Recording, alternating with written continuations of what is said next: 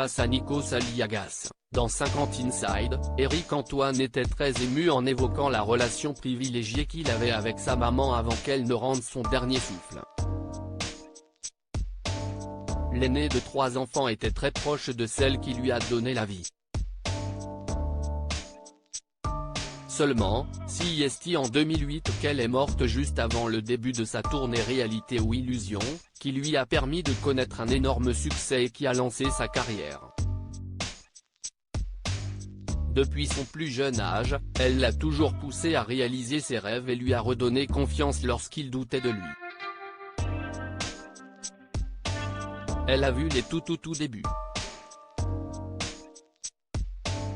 Elle a vu, je crois, mon premier autographe et après elle est partie, a-t-il ainsi déclaré dans un premier temps dans l'émission diffusée sur TF1 avant d'assurer qu'elle l'avait d'ailleurs encouragé à faire du théâtre.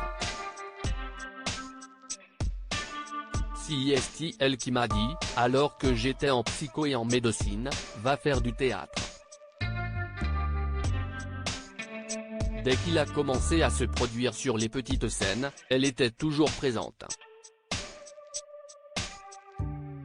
D'ailleurs, le magicien a confié à Nikos Aliagas qu'il ressentait dans ses yeux, lorsqu'il croisait son regard pendant un de ses spectacles, une grande fierté.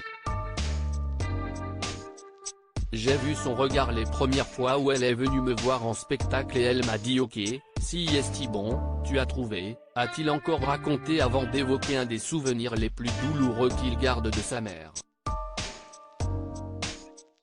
Éric Antoine a été submergé par l'émotion en évoquant sa mère après son décès, il a découvert une lettre qu'elle avait écrite pour ses enfants. Et d'ailleurs, dans les courriers qu'elle a écrits à mon frère, ma sœur et moi avant de mourir, elle m'a dit CIST bon Éric, tu es où tu dois être.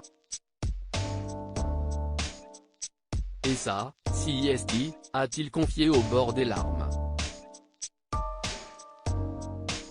Des années après la mort de sa mère, il a avoué qu'il a toujours du mal à faire son deuil.